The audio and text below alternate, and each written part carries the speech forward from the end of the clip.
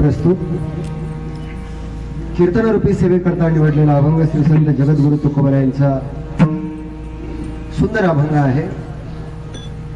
या अभंगामध्ये जगद्गुरु तुकाराम महाराज संतांचं वर्णन, संत या जगतामध्ये किती मोठे आहे किंवा संतांचं मोठेपण सांगण्याकरता केवळ तुकोबरायच नाही, तर या वारकरी संप्रदायामध्ये, वारकरी परंपरेमध्ये जेवढी संत जन्माला आली, देश पातळीवर असेल, महाराष्ट्रात असेल, सगळे सर्व संतांनी तोंड भरून संतांचं वर्णन केलं, सगळ्या संतांचं कौतुक केलं। संत या शब्दाचा अर्थच एवढा व्यापक आहे, एवढा मोठा आहे। सर्वसामान्य माणसाला संत कळत नाही आणि सर्वसामान्य माणसाची जी कक्षा असते ती रुंदावण्याचं काम, ती मोठं करण्याचं काम संत करतात। संत इतकं मोठं जगामध्ये कोणाला होताही आलं नाही आतापर्यंत। एक सांगू, संत इतकं मोठं अजून देवालाही होता आलं नाही। बाकीच्यांची कथा काय सांगतो, संत इतकं मोठं कोणीच नाही जगात, म्हणून संत श्रेष्ठ आहे। संत इतके श्रेष्ठ आहे की संतांच्या मोठेपणाचा हेवा कदाचित देवाला वाटावा म्हणून देव संत म्हणून अवतार नाही। याच्यापेक्षा संतांचं मोठेपण, महाविष्णूचा अवतार का हो, भानुदासाच्या पुढे कोणत्याही संतांचं वर्णन बघा, आहे देवच, पण जे कार्य देव म्हणून करता येत नाही। याच्यापेक्षा सोपं सांगू, बाप झाल्यानंतर ज्या मर्यादा येतात त्या मर्यादा ओलांडण्याकरता बापालाही आई व्हावं लागतं, त्याला संत होणं म्हणतात, त्याला संत होणं। आणि जगतामध्ये जेवढे संत तुम्हाला दिसतील हे आई होणं आहे, आणि आई होणं किती अवघड असतं हे मी पुढे सांगेन। पण अभंग इतका छान आहे, या अभंगामध्ये जगद्गुरु तुकोबरायांनी फक्त संतत्वाची परिभाषा आपल्या समोर सांगितली, काही परिमाण आपल्या समोर ठेवली। संत कोणाला म्हणायचं, कसं म्हणायचं, त्याच्या काही व्याख्या खूप सोप्या सोप्या सांगितल्या।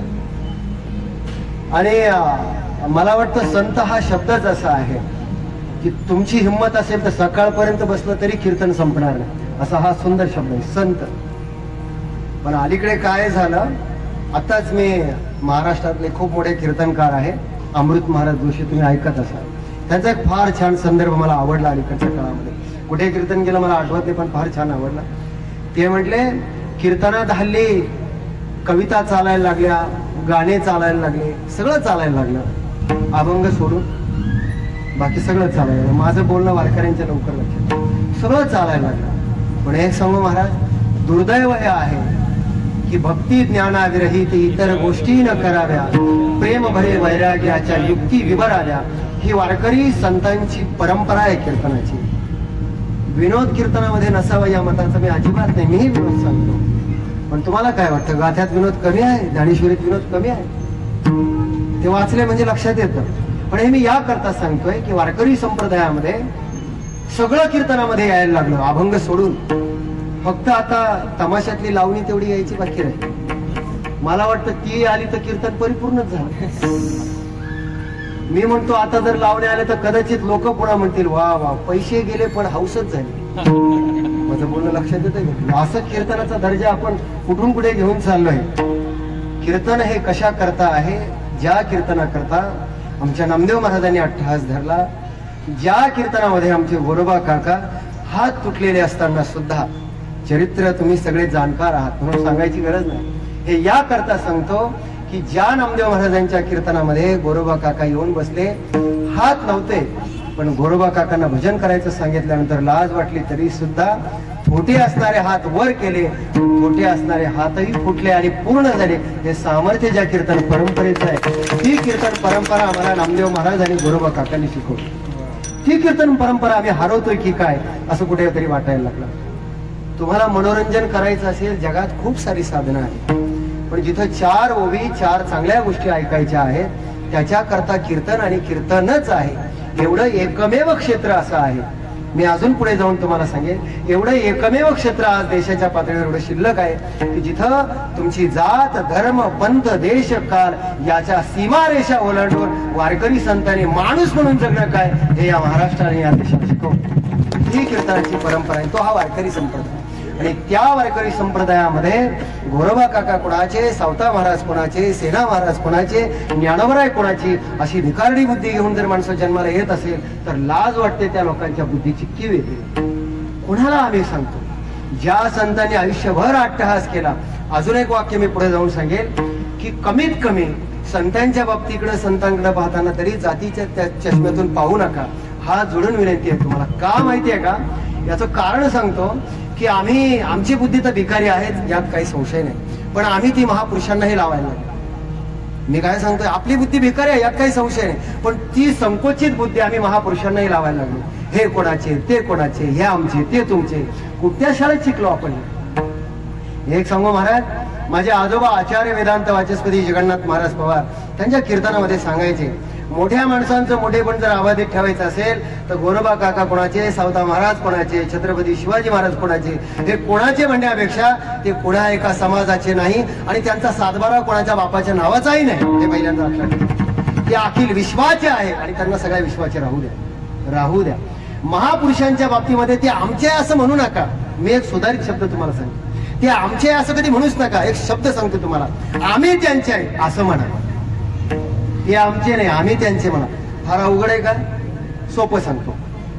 गुरुच्या बाबतीमध्ये शिष्याने काय म्हणावं? गुरु माझा कमी गुरुचा. मला तुम्हाला सांगायचे संतांचं मोठे, गुरु माझा कमी गुरुचा, गुरु माझा नाही मी गुरुचा.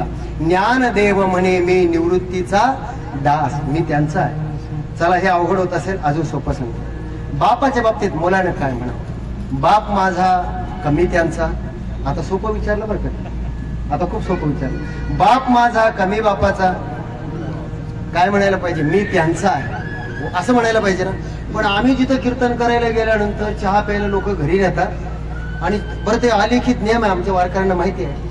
ती चहा पिईपर्यंत आणि कीर्तन सुरू होईपर्यंत ज्याने चहा प्यायला नेलं तो जो काही सांगेल असं समजायचं का हा काहीतरी वेदांत शास्त्र सांगतोय. निमूटपणे ऐकायचं, काय बोलायचं ऐकावं लागतं चुपचाप. आणि चहाच प्यायला गेलो त्याच्या घरी, तो काय म्हणतो, महाराज काय सांगा तुम्हाला, आमच्या बापाला तर अक्कलच नव्हती, इथून तर सुरुवात करतो. आता काय सांगायचं, आम्ही त्याला ढेकळं कीर्तन सांगायचं, काय सांगायचं? तो काय म्हणतो, त्याचे शब्द ऐका, मी काय सांगतोय मोठेपणा कशामध्ये.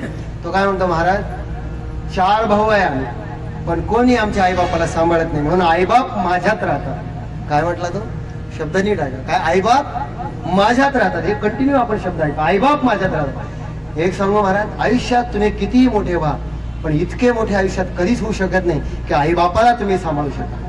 इतकं मोठं अजून कोणी झालं नाही. याचं कारण सांगतो. तुमच्या घरी जर कोणी आलं ना आणि आईबाप जर तुमच्यामध्ये असतील, तुम्ही जर त्यांचा सांभाळ करत असाल, तर असं कधीच म्हणायचं नाही आईबाप माझ्यात राहतात. आलेल्या पाहुण्याला फक्त एवढं एक वाक्य माझ्या कीर्तनातून आज घेऊन जा. आलेल्या पाहुण्याला फक्त एवढंच सांगायचं की मी माझ्या आईबापात राहतो. आईबाप माझ्यात नाही, मी आईबापात आहे. कसं वाटतं बरं? आपण त्यांचे आहोत मरेपर्यंत. पण हे काय झालंय, जाऊ द्या, हे थोडं अवघड होतं, अजून सोपं सांगतो. आमच्या माता माऊलीने विचारतो, माता माऊलीने नवऱ्याच्या बाबतीत काय म्हणावं? ते माझे कमी त्यांचे. आता एकदम सोपं विचारलं बरं मी त्यांना, काय म्हणायला पाहिजे बायकोने नवऱ्याच्या बाबतीत? ते माझे कमी त्यांची, मी त्यांची ना. अलीकडचं वारं वेगळं आहे महाराज. आता हे तरुण पोरांना अजून माहित नाही, ज्यांचं लग्न झालंय त्यांना अनुभव असेल. मी त्यांची नाही, ते माझे. इथून सुरुवात. आणि नुसते माझेच नाही, इतके माझेच. च लावा पुन्हा हा शब्द, माझेच. आणि इतके माझेच का आई बापाची सुद्धा.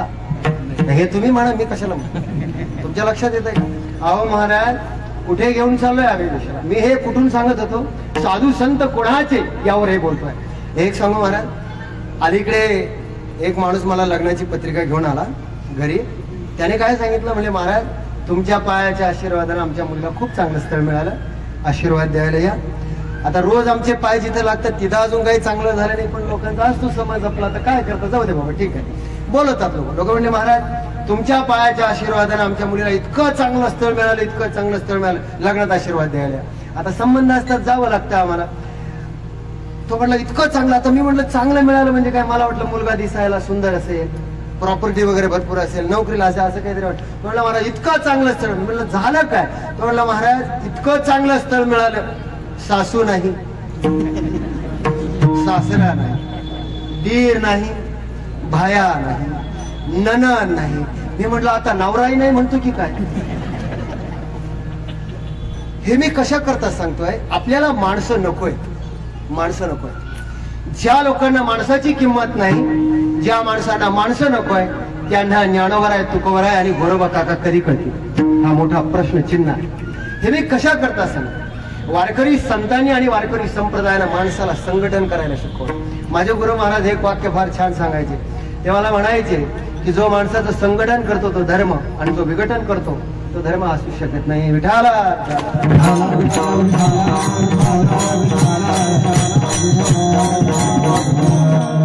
चला. म्हणून संतांनी सांगितलं बाबा या जगतामध्ये संतान इतकं श्रेष्ठ कोणी नाही. म्हणजे अभंगाचा थोडक्यात भाव सांगतो.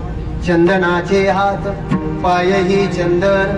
काही उपमा दिल्या संतांना. संत चंदनासारखे आहे, चंद्रासारखे आहे, परिसासारखे आहे, कशासारखे आहे, दीपासारखे आहे, साखरेसारखे आहे. अशा 4 उपमा या अभंगामध्ये दिल्या. तेवढ्या उपमा सांगतो आणि तेवढ्यामध्ये आपला अभंग वेळ संपतो. आणि शेवटच्या चरणात म्हणतात सज्जन म्हणजे संत. तुका म्हणे तैसा सज्जनापासून पाहता अवगुण मिळेची ना. जगामध्ये संत, साधू माणूस, सज्जन माणूस एवढा श्रेष्ठ आहे की त्याला किती जरी उपमा दिल्या तरी त्याच्या समोर सगळ्या उपमा कमी पडतात. हे तुकोबरायच्या अनुभवाला येतं. म्हणून तुकोबराय म्हणतात जगतामध्ये संतांची सेवा करणं, संतांच्या शरणागत होणं, संतांचं दास होणं ही जगातली सगळ्यात मोठी गोष्ट आहे. विठाला विठाला.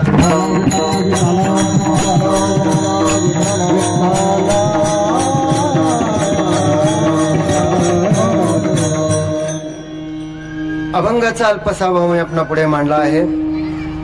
आज श्री संत शिरोमणी गोरोबा काका व श्री स्वामी समर्थ पुण्यतिथी सोहळा 2025.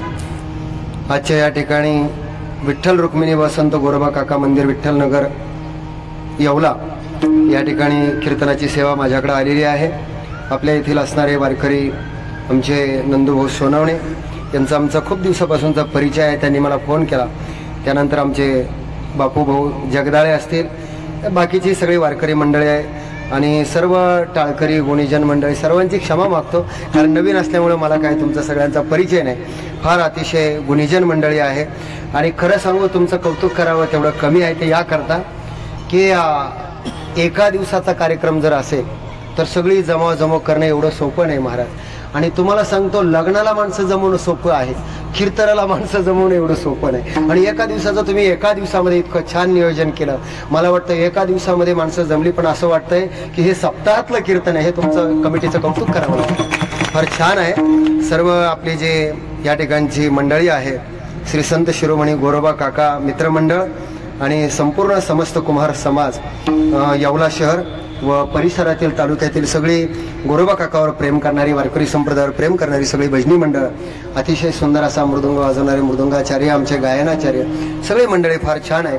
यांच्याबद्दल फक्त एकच, त्यांचं नाव काही मला माहीत नाही, पण एवढं सगळ्यांचं कौतुक करताना एक सांगेन, माझ्या PhDच्या थेसिसमध्ये मी एक वाक्य लिहिलं आहे, मला ते फार छान आवडतं. मी कधी कधी चांगली माणसं भेटली की सांगत असतो. काय होतं, चांगल्या माणसांचं कौतुक कसं करावं, कारण वारकरी संप्रदाय किंवा काही संस्कार हे रक्तात असतात आणि ते असे बळजबरीने येत नाही बरं का. काही लोक बळजबरीनंच आपला आव आणतात, आम्ही वारकरी आहोत वगैरे, पण पूर्ण भाताची परीक्षा घेण्याकरता सगळा भात नाही पाहावा लागत, शितावून भाताची परीक्षा होत असते. आता आम्ही रोज फिरणारे, आम्हाला 2 मिनिटांमध्ये वाजवणाऱ्यानं थाप जरी मारली तरी आम्हाला कळतं की याला स्वराचं ज्ञान किती आहे, हा वाजवू कसा शकतो. गायकाने नुसतं स्वर जरी काढला तरी समजतं. म्हणून फार सुंदर भजनी मंडळ या ठिकाणी. त्यांच्या बाबतीत एवढंच म्हणेल की असं म्हणतात की माणसाला सगळं मिळवता येतं पण चांगली माणसं मिळत नाही बरं का.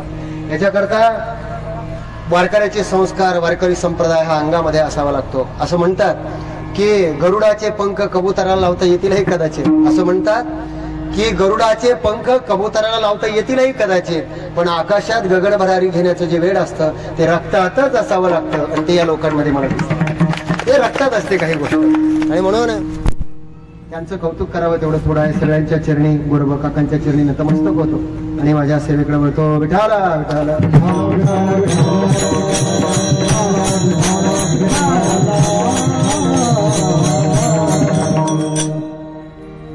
योगायोग आहे की गोरोबा काकांच्या पुण्यतिथीच्या निमित्तानं मी हे कीर्तन सेवा करतो आहे आणि आज त्यांच्या निमित्तानं कीर्तन करतोय म्हणून नाही सांगणार, पण हा योगायोग आहे की मी सध्या 3 संतांवर पुस्तक लिहिण्याचं काम सुरू केलं. एक संत सेना महाराज, सावता महाराज आणि गोरोबा काका.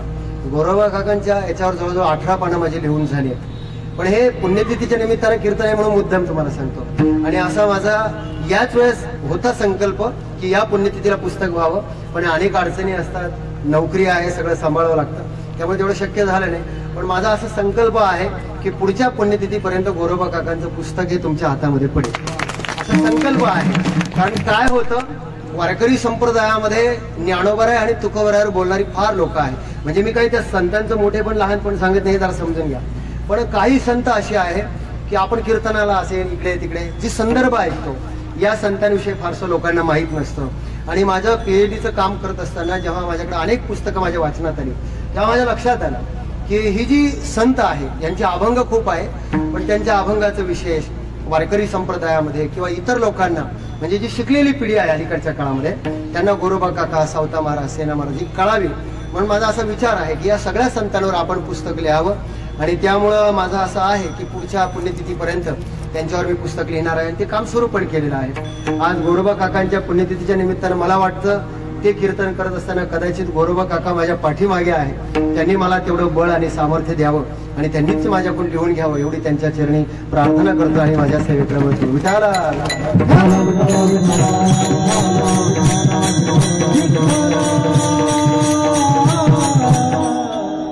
सेवेकरता निवडलेल्या अभंगावर मी बोलणारच आहे, पण थोडंसं प्रस्तावनेमध्ये ज्या गोरोबा काकांची पुण्यतिथी आहे त्या पुण्यतिथीच्या संदर्भानं संत गोरोबा काकांचं वारकरी संप्रदायातलं नेमकं स्थान काय आहे, गोरोबा काका वारकरी संप्रदायामध्ये कुठे आहे. गोरोबा काकांच्या काही अशा गोष्टी आहेत की ज्या बऱ्याच लोकांना माहीत नाही. गोरोबा काका हे वारकरी संप्रदायातले असे संत आहे, त्यांना काका का म्हणतात हे माहिती आहे का तुम्हाला? यामुळे म्हणतात की वारकरी संप्रदायामध्ये ज्ञानोबरायांच्या आणि नामदेव महाराजांच्या समकालीन संत गोरोबा काका आहे. आणि गोरोबा काका हे असे संत आहे, आपल्या घरामध्ये आपण काका कोणाला म्हणतो माहिती आहे तुम्हाला? घरात जो मोठा माणूस असेल, ज्याचा अधिकार मोठा असतो, ज्याचा घरातले सगळे लोक सन्मान करतात. आजही तुम्ही बघा, एखाद्या माणसाला घरामध्ये जर काका म्हणत असेल तर त्या काका म्हणण्याचा अर्थ असा असतो की तुमच्या शब्दाच्या बाहेर कोणी नाही. हे बघा, माझं बोलणं नीट आहे का? काका या शब्दाचा एवढा दरारा आहे. म्हणून वारकरी संप्रदायामध्ये ज्ञानोबराय आणि नामदेव महाराजांच्या समकालीन असणारे गोरोबा काका सगळे प्रेमानं त्यांच्या समकालीन संत त्यांना काका म्हणतात. म्हणजे ते त्यांच्यापेक्षा वयानं मोठे आहेत, अधिकारानं मोठे आहेत आणि इतके मोठे आहेत की सगळे संत आदरानं त्यांना नमस्कार करतात, त्यांचा अनुग्रह घेतात आणि त्यांचा एवढा आदर करतात की तुम्ही जर त्या काळातल्या सगळ्या संतांचे अभंग पाहिले तर गोरोबा काकांना किती मानत होते हे सहज लक्षात येते. अजून गोरोबा काकांचा एक विशेष तुम्हाला सांगतो की ज्या वेळेस पंढरपूरमध्ये सगळी संत मंडळी जमली, माझं बोलणं नीट आहे, त्यावेळेस संत मंडळी जमल्यानंतर नामदेव महाराज हे देवाच्या शेजारी राहत होते आणि देव आपल्या हाताने नैवेद्य खातो, देव आपल्या बरोबर बोलतो. पण हा जो अहंकार नामदेव महाराजांच्या अंतःकरणामध्ये निर्माण झाला आणि झाल्यानंतर मग त्यांना आमंत्रण आलं की पंढरपूरमध्ये संत सभा आहे, सगळी संत मंडळी आहे. आणि पांडुरंगाने सांगितलं की नामदेव महाराज तुम्ही सुद्धा जा. जा म्हटल्यानंतर नामदेव महाराजांची इच्छा नाही, पण देवाने आग्रह केला म्हणून गेले. आता गेल्यानंतर गंमत अशी आहे, त्या ठिकाणी आल्यानंतर सगळे संत तिथे बसलेले आहेत. आता बघा बरं का, सगळे संत आहे, निवृत्तीनाथ महाराज आहे, चारी भावंड आहे, सोपान काका आहे, मुक्ताबाई आहे, ज्ञानोबराय आहे, सावता महाराज आहे, समकालीन नरहरी सोनार वगैरे सगळे संत आहेत, गोरोबा काका सुद्धा. ही सगळी संत नामदेव महाराजांच्या पाया पडतात. का? कारण नामदेव महाराजाबरोबर देव बोलतो, देव त्यांच्या हातचा नैवेद्य खातो, अधिकार मोठा आहे, सगळे पाया पडतात. फक्त मुक्ताबाई मात्र अशा संत आहेत ज्या पाया पडत नाही.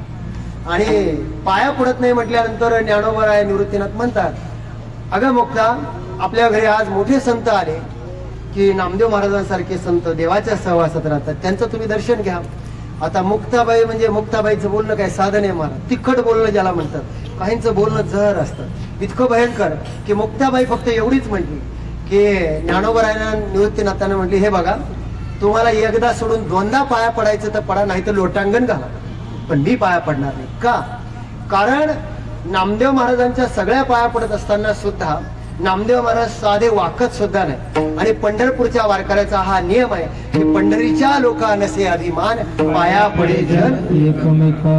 म्हणून तुम्ही बघा, पंढरीचा वारकरी एकमेकाच्या पायाला स्पर्श करताना कधी विचारत नाही तुझी जात काय, तू लहान आहे, मोठा आहे, स्त्री आहे, पुरुष आहे, मी ज्या संतपीठामध्ये जगद्गुरु तुकोबरायचा गाथा शिकवतो, माझ्याकडे जगभरातून विद्यार्थी आहे. मी माझा मोठेपणा सांगत नाही. केनिया असेल, दुबई असेल, अमेरिका, लंडन, वेगवेगळ्या क्षेत्रातले विद्यार्थी आहे. डॉक्टर आहे, इंजिनियर आहे, प्राध्यापक आहे, पुढारी आहे, सगळे आहे. पण हे सगळे विद्यार्थी जेव्हा मी पाहतो तेव्हा एक अनुभव माझा तुम्हाला सांगतो की जगामध्ये मोठमोठी लोक मी आता पाहायला लागलो की जी पैशानं, सत्तेनं, संपत्तीनं खूप मोठी आहे, सगळं आहे त्यांच्याजवळ. पण तरी सुद्धा आज त्यांना वाटतं की आपण ज्ञानोबारायची ज्ञानेश्वरी वाचावी, तुकोबरायचा गाथा वाचावा, सावता महाराज, गोरोबा काका यांचं चरित्र आपण वाचावं. का वाचावं असं वाटतं? याचं कारण मी तुम्हाला सांगतो की जगामध्ये तुम्ही कितीही सत्ता मिळवा, संपत्ती मिळवा, तुम्ही कितीही श्रीमंत व्हा, पण एक दिवस तुमच्या आयुष्यामध्ये अशी येईल की सुख आणि समाधान शोधण्याकरता तुम्हाला ज्ञानोबा तुकोबराय आणि गोरोबा काकांकडेच यावं लागेल, त्याशिवाय तुम्हाला समाधान मिळणार. हे जगातलं शाश्वत सत्य आहे, हे तुम्हाला स्वीकारावंच लागेल. बघा तुम्ही, नाही माणसं थकली, संपली, पण समाधान मिळालं नाही, सुख मिळालं नाही. याचं कारण आहे. आणि म्हणून हे मी तुम्हाला का सांगतोय की आयुष्यामध्ये मोठमोठी माणसं आहेत. अहो महाराज, मी अशी माणसं पाहिली की ज्यांच्या गळ्यात माळ नसते, आयुष्यभर डावा सोडून कुठे जेवले नाही, आयुष्य गेलं त्यांचं, पण एकदा का मरणाच्या दारात गेले की पांडुरंगन विठ्ठल म्हटल्याशिवाय राहत नाही. बरं, देव कसा आठवतो यांना? एकदा डॉक्टर दिसला की ते म्हणतात महाराज एखादी तरी वारी करावीशी वाटते. आता कशाला करतो हे मी कशा करता सांगतो आहे. अरे शेजारी मंदिरामध्ये कीर्तन चालू असताना आणि लोकांना अलीकडे काय व्हायला लागलं, मला काही लोक, मुद्दा मी हे तुम्हाला याकरता सांगतो की काही लोकांचा असा समज असतो, आता आमच्या वारकऱ्यांना हा अनुभव आहे की आम्ही एखाद्या ग्रामीण भागामध्ये जर कीर्तनाला गेलो, भजनाला गेलो, तर साधू संतांची पुण्यतिथी करताना, सप्ताह करताना काही गावातले लोक आम्हाला म्हणतात महाराज वारकरी संप्रदायाचं काही खरं राहिलं नाही. आता मी म्हटलं काय झालं? ते काय म्हणतात, वारकरी संप्रदायाचं आता काही खरं राहिलं. म्हटलं झालं काय? म्हणजे महाराज आमच्या गावामध्ये एवढे 4च टाळकरी आम्ही शिल्लक राहिले. काय म्हणतात ते? आम्ही 4च राहिलो. आम्ही गेल्यानंतर वारकरी संप्रदायाचं कसं होईल? मी म्हटलं एकदा तुम्ही निघा, आम्ही पाहून घेऊ कसं करायचं. एकदा तुम्ही निघा. ज्या लोकांना मी हे तुम्हाला का सांगतोय, जी लोक असं अहंकारानं बोलतात की आमच्यामुळं सप्ताह होतो, आमच्यामुळं गोरोबा काकांची पुण्यतिथी होते, संतांची पुण्यतिथी आम्ही केली म्हणून होते, असं जे म्हणतात ना, त्यांना मी आज कीर्तनातून एकच गोष्ट सांगतो. अरे ज्ञानोबराय, तुकोबराय आणि गोरोबा काकांना जाऊन किती वर्ष झाली? एक सांगू महाराज, अरे तुम्ही पुण्यतिथी केली काय न केली काय, त्यांच्या नावानं समाज उभा राहतो तुमच्यामुळे. आपण असलो काय नसलो काय, त्यांचं कार्य होणारच आहे. कारण त्यांचं कार्य, आणि एक सांगू महाराज, त्यांच्या नावानं परमार्थ चालतो, तुमच्या आमच्यामुळे नाही चालत. बघा तुम्ही, अरे तुमच्या आमच्यामुळे घर नीट चालत नाही. मी काय म्हटलं, घरात लोक म्हणतात महाराज आम्ही जर घराच्या बाहेर पडलो ना, घरात नुसता अंधार होतो. घरातले म्हणतात हे घराच्या बाहेर गेल्याशिवाय आम्हाला सुचत नाही. उगा आपला समज असतो, आपल्यामुळं काय चालतं. अहो महाराज, लोक असं म्हणतात, मी कुठेतरी एक छान वाक्य ऐकलं होतं संतांच्या भक्तीमध्ये.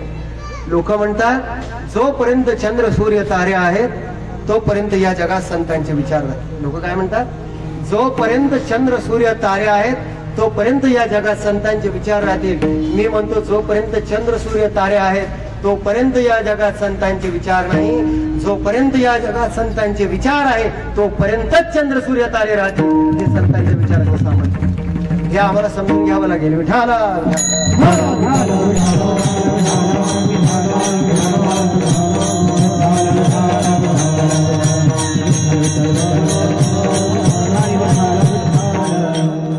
संतांचं हे वैभव आहे महाराज. संत या अवनी तलावर येतात, सामान्य माणसं येतात, मरेपर्यंत काय करावं हे कळत नाही.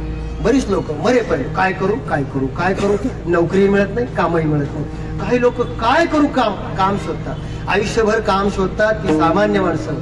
आणि जी अवताराला येतानाच काम ठरवून येतात ती संत. येथे उपकारासाठी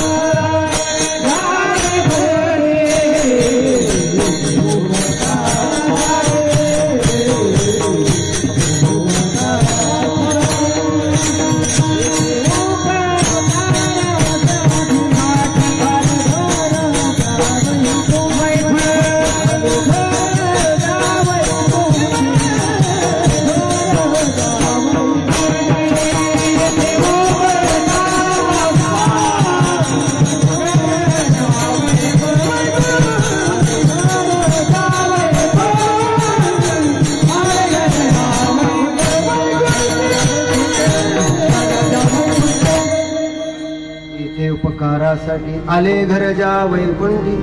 संत फक्त जगावर उपकार करण्याकरता येतात. उपकार सोडून दुसरं काही काम ते करतच नाही.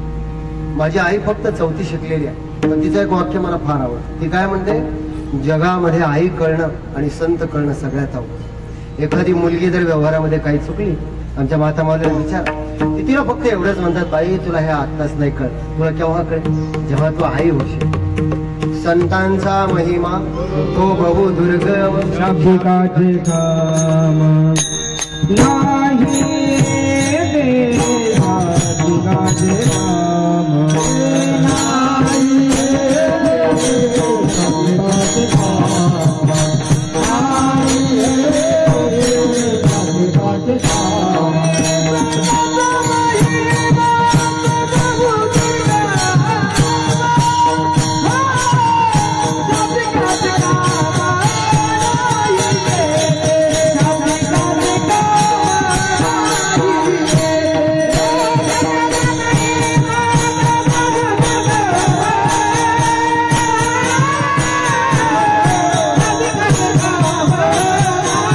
देवा, शाब्दिकाचे काम.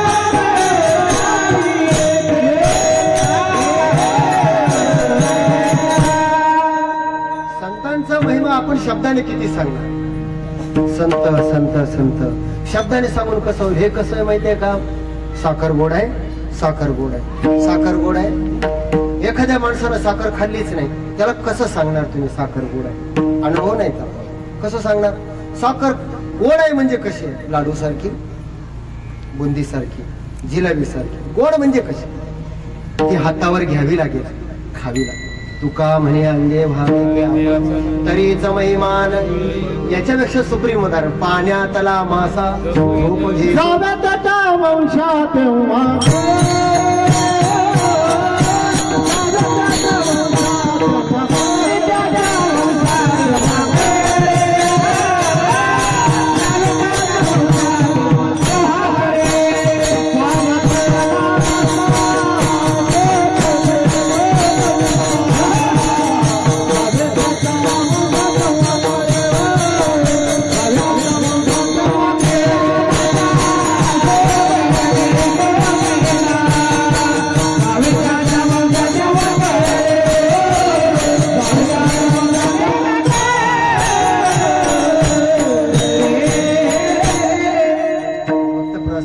मला अजून अभंग द्यायचे. मी काय सांगत होतो, गोरोबा काका हे वारकरी संप्रदायातले असे संत आहे. नामदेव महाराजांचं जेव्हा बघितलं, मी कुठून सांगत होतो की नामदेव महाराज पाया पडत नाही. आणि वारकरी संप्रदायातला हा बरं विशेष आहे. ज्या लोकशाहीच्या गप्पा तुम्ही आता मारता, मी मुद्दाम सांगतोय तुम्हाला. काय सांगते, समानता. जेवढी मूल्य आपण राज्यघटनेमध्ये स्वीकारली, ही सगळी मूल्य वारकरी संप्रदायांच्या अभंगात. फक्त एवढं आहे, आमच्या संतांचं मोठे पण तुम्ही मान्य करत नाही. म्हणजे शासकीय लोकांना म्हणतोय, तुम्हाला आमचे संत कळत नाही. एक सांगू महाराज, खरं सांगा, ज्ञानोबा तुकोबरायांचा काळ 1100-1200च्या शतकात. त्या काळामध्ये आमच्या नामदेव महाराजांनी, गोरोबा काकांनी कीर्तनामध्ये, कीर्तन वाळवंटामध्ये केलं. सगळ्या जाती धर्माचे संत एका पंक्तीत बसवले. यापेक्षा समता काय सांगायची जगाला अजून, यापेक्षा समता काय शिकवायची संतांनी. जो वारकरी उशाला ज्ञानेश्वरी घेऊन जपतो, जो तुकोबरायचा गाथा घेऊन जपतो, ज्याला वारकरी संप्रदायातल्या सगळ्या संतांना जो मानतो, त्याला कोणी समानता सांगायची गरजच नाही. काय सांगायची गरज आहे, त्याला समानता शिकवूच नका. आणि एक सांगू महाराज, अजून एक वाक्य याच्या पुढे जाऊन मी बोलेल. अडाणी लोक बरी आपल्यापेक्षा, शिकलेल्या माणसांपेक्षा. हे माझं जरा तुम्हाला जड जाईल पचायला, पण ऐका तरी पण. अडाणी माणसं बरी का माहितीये का, कारण ती जेवढी भेदाची भाषा बोलत नाही ना, तेवढी शिकलेली माणसं बोलायला लागली. शिकलेली माणसं म्हणून ग्रामीण भागातली लोक म्हणतात, शिकली तेवढी माणसं, ते सहज म्हणतात. पण आता मला कळायला लागलं, तुम्हाला खरंच सांगतो महाराज, जेव्हा आम्ही लहानपणी, आपण सगळ्यांनी अनुभव घेतला, शाळेमध्ये शिकत असताना ज्याच्या डब्यात भाकर खात होतो, कधी त्याला जात विचारली नाही. ज्याच्या बेंचवर सोबत बसलो, ज्याच्या सोबत खो खो खेळलो, कबड्डी खेळलो, कधी कळालं नाही.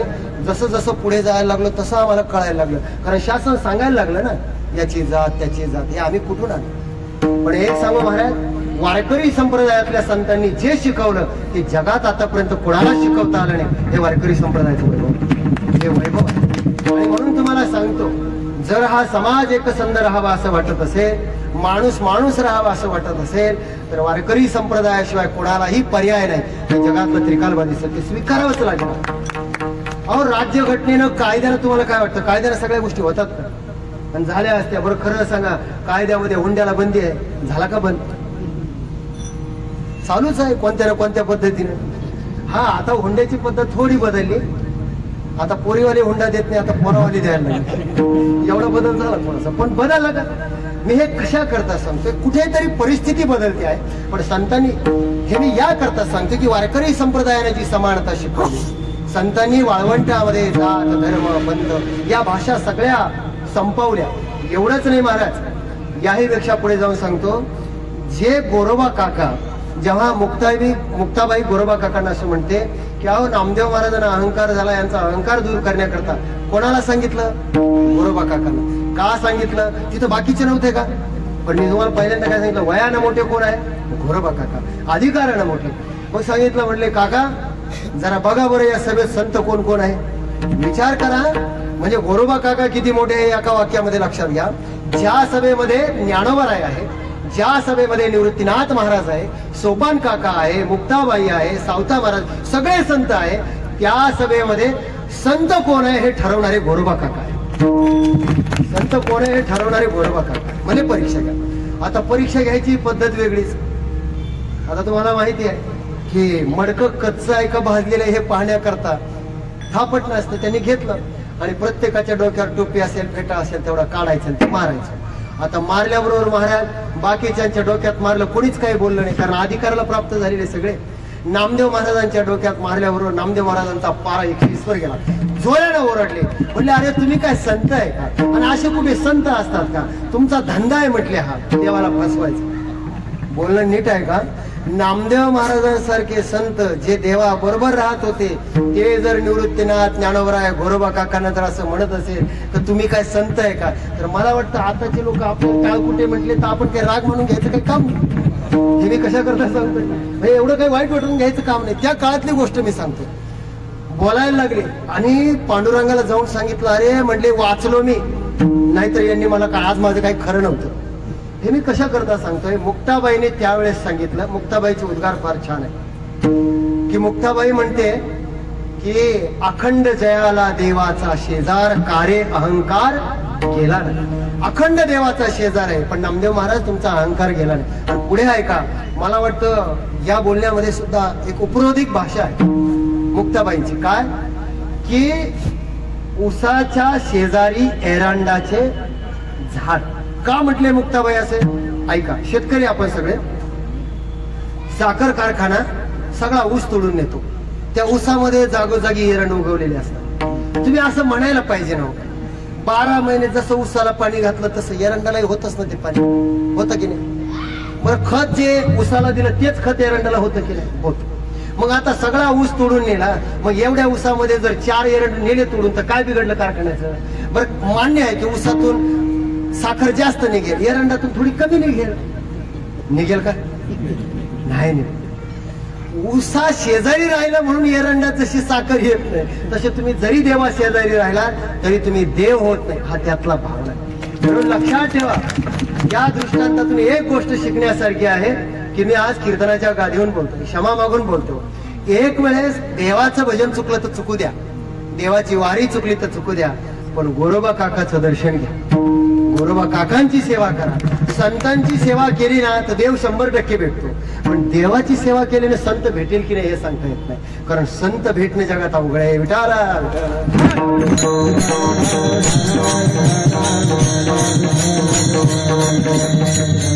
गोरोबा काकावर सहज मला आठवलं, गोरोबा काका ज्या समाजामध्ये अवतीर्ण झाले, साधू संतांचं हे महत्व असतं की संत ज्या जातीत जन्माला येतो त्या जातीचा महिमा, त्या कुळाचा महिमा तो वाढवतो. पवित्र ते कुळ, पावन तो देश, जेथे हरीचे दास जन्म घे.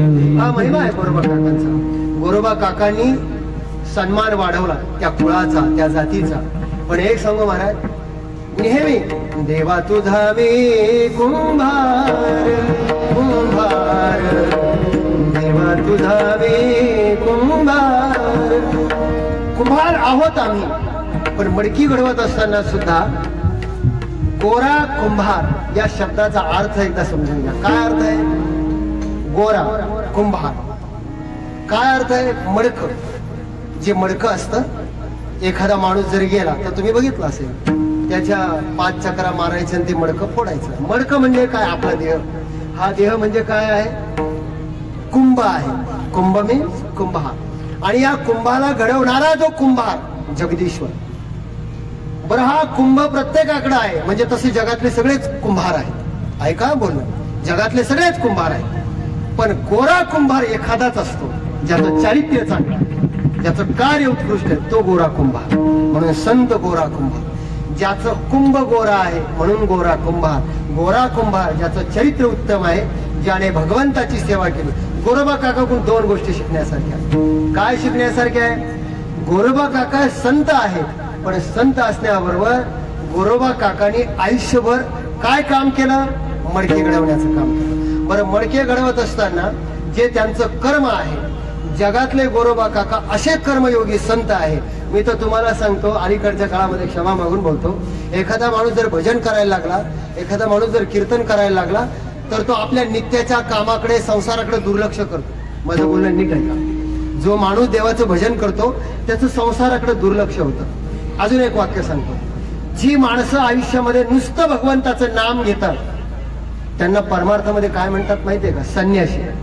जी माणसं नुसतं देवाचं भजन करतात त्यांना काय म्हणतात? संन्यासी.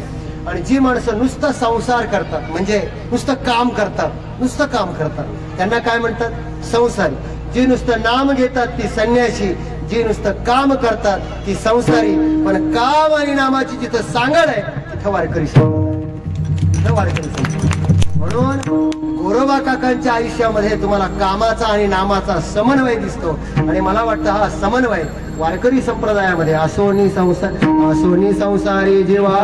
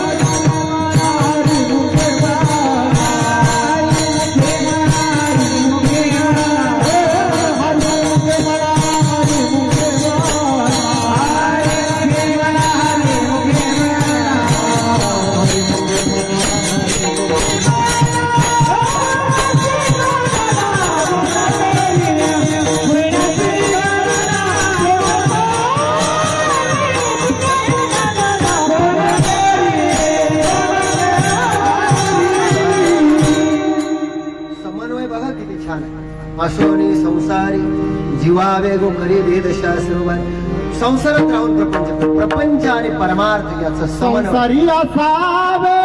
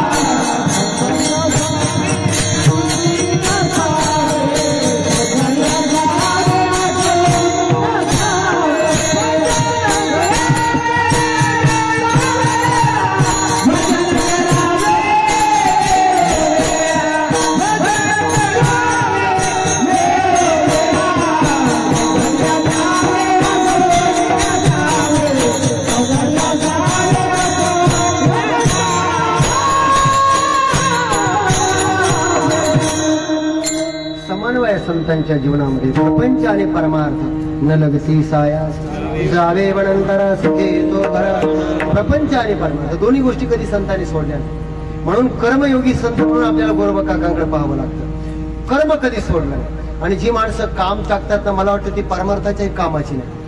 माझं बोलणं लक्षात नाही. जी माणसं कामं टाकतात ती परमार्थाची. मग असं म्हणायचं ज्यांना काम करायचा कंटाळा आला असेही बरेच लोक दिसतात जी परमार्थाला, पण ती परमार्थाच्या कामाची नाही. काम करून ज्यांनी परमार्थ केला, कामामध्ये काम काही म्हणा. म्हणून गोरोबा काकांनी आयुष्यामध्ये कधी काम टाकलं, आयुष्यभर काम करतोय. ज्ञानोबरायांची फार छान होय याच्यावर. तया सर्वात्मका ईश्वर स्वकर्म कुसुमाचे पूजा केली होया पारा थोषा लागे. आपल्या वाट्याला आलेलं कर्म ईश्वराचं काम म्हणून जर आपण केलं तर ईश्वराची वेगळी पूजा करावी लागेल. म्हणून तुम्ही बघा, गोरोबा काकांना काम करण्याकरता, मदत करण्याकरता पांडुरंग येत होता. हे सामर्थ्य कशाचं आहे? कर्माचं आहे. जेव्हा तुम्ही कर्माला प्राधान्य देतात तेव्हा तुम्हाला वेगळी पूजा बांधावी लागत, वेगळी पूजा करावी लागत.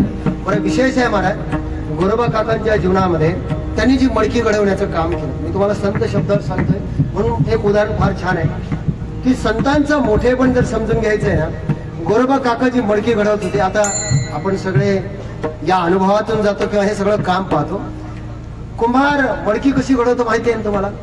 एक चाक असतं, फिरत्या चाकावरती विशी मातीला आका फिरवतो चाक. बरं, चाक फिरवलं की ते जोरात एकदा त्याने गती घेतली की त्या चाकावर जो गोळा तो ठेवतो. बघा संत काय असतो, गोळा ठेवला की गोळा ठेवल्यानंतर ते एवढं परफेक्शन असतं हातामध्ये की फक्त तो बोट फिरवतो, हात फिरवतो, लगेच मडकं तयार व्हायला लागतं. बरं, गंमत अशी आहे, मडकं तयार व्हायला लागल्यानंतर बाकीच्या ज्यांना त्या व्यवसायाशी संबंध नाही त्यांच्या लक्षात येणार नाही, पण तुमच्या खूप लवकर लक्षात येईल. ते मडकं तयार होत असताना कधी कधी ते थोडं वाकडं व्हायला लागतं. बघा तुम्ही, मग काय करतो बरं माणूस? तो थापटणं घेतो हातामध्ये. बरं, थापटणं घेतल्यानंतर तो त्याला वरतून असं मारण्याचं काम करतो. बरं, मारण्याचं काम करत असताना तुम्ही कधी विचार केलाय का, वरतून मारत असताना ती इतकं व्यवस्थित मारावं लागतं की एखादा अडाणी असेल आणि त्याने जर जोरात मारलं तर फक्त तो मडकं फुटून जाईल, मडकं तयार नाही होत. त्याला एक शिस्त असते मारण्याची. बरं, ते मारत असताना तुम्ही कधी विचार केला का ते मडकं फुटत का नाही, म्हणजे ते पडत का नाही खाली, बरोबर आकार घेतं, वाकडं होत नाही, का होत नाही याचा विचार केला का तुम्ही कधी? म्हणजे संत काय असतं हे मला तुम्हाला सांगायचं. का होत नाही? ऐका, जेव्हा चाकाला आकार आहे, चाक फिरतंय, मडकं तयार होत आहे, कुंभार त्याला आकार देतोय, पण ते आकार देत असताना जर आकार बिघडू नये, म्हणजे संत काय करतात जीवनात बघा, आकार बिघडू नये म्हणून एका हाताने आकार देण्याचं काम कुंभार करत असतो. आणि हे आकार देत असताना कधी कधी त्या मडक्याचं असं होतं की आतून ते मडकं बिघडण्याची शक्यता असते. माझं बोलणं नीट आहे, आतून बिघडण्याची शक्यता असते. मग मडकं बिघडू नये, बाहेरून बिघडू नये म्हणून तो काय करतोय, थापटणं हातात घेतो आणि त्याला आकार देण्याचा प्रयत्न करतो. पण बाहेरच्या थापटण्यामुळं कदाचित मधून आकार बिघडेल म्हणून एक जो दुसरा हात असतो तो मडक्याच्या मधून टाकतो. आता मला अनुभव नाही बरं, पण मी हे शिकलोय, बघितलंय स्वतः. तो एक हात कुठे टाकतो, मडक्याच्या मध्ये टाकतो, एक हात कुठे आहे, बाहेर आहे. आता बघा संतांचं वर्णन कसं आहे, तुम्ही संत माय बाप कृपावंत. कोण आहे संत? आई आहे, बाप आहे.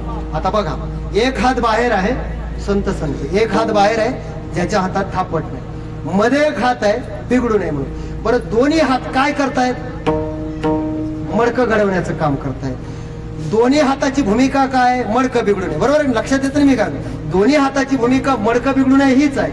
पण एका हातात थापट नाही आणि एका हातात मध्ये आधार आहे. एक हात मडक्यातून आधार देतोय की वरून थापटणं जरी जोरात मारलं तरी मडकं बिघडू नये म्हणून मधला हात आधार देतो आणि बाहेरचा हात थापटण्यानं मारतोय. जो हात वरून थापटण्यानं मारतोय तो बाप आहे आणि मधून जो आधार देतोय तो आई आहे. हे संतांचं जीवन आहे की संत तुम्हाला दिसताना तुमच्या जीवनात दिसणार नाही, पण ते कधी कधी आई बापासारखी भूमिका करतात, बापासारखे कठोर बोलतील, कधी तुम्हाला शिव्या घालतील, कधी तुमच्यावर रागवतील, पण मायेचा हात मधून असेल जो तुम्हाला बिघडूही देणार नाही. विठाला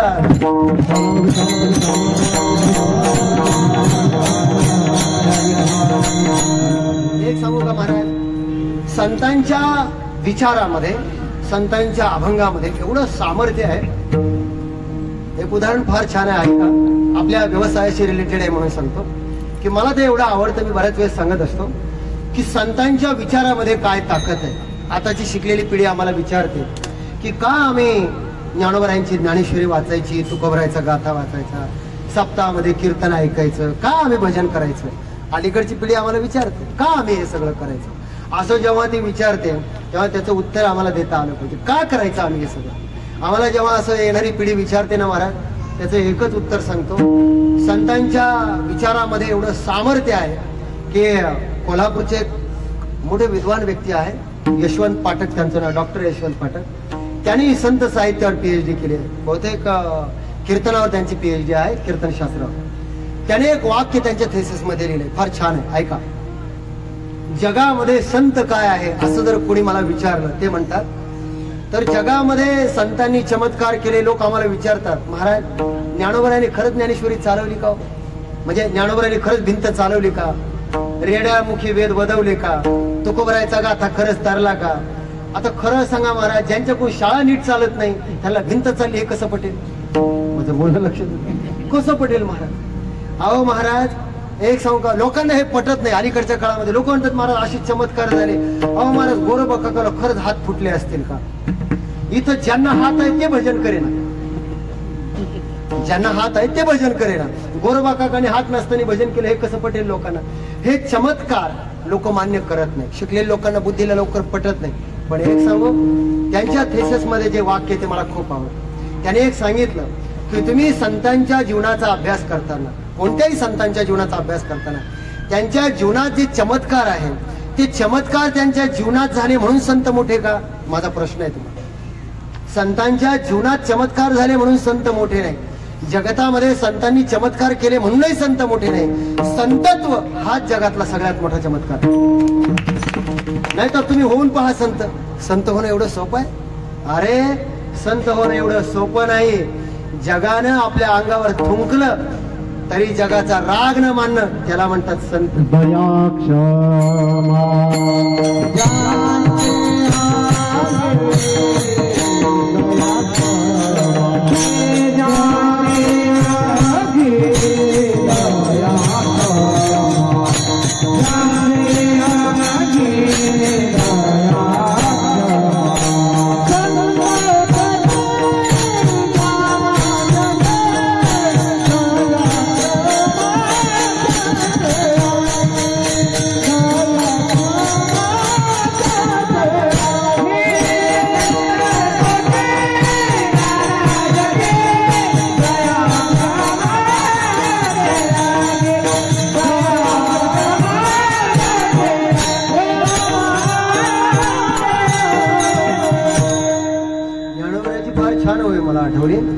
आपल्या आयुष्यामध्ये काही जरी हरवलं ना, तुम्ही बघा गोरोबा काकांची पुण्यतिथी असेल, संतांची पुण्यतिथी असेल, तुम्ही कधीतरी संतांचे अभंग वाचा.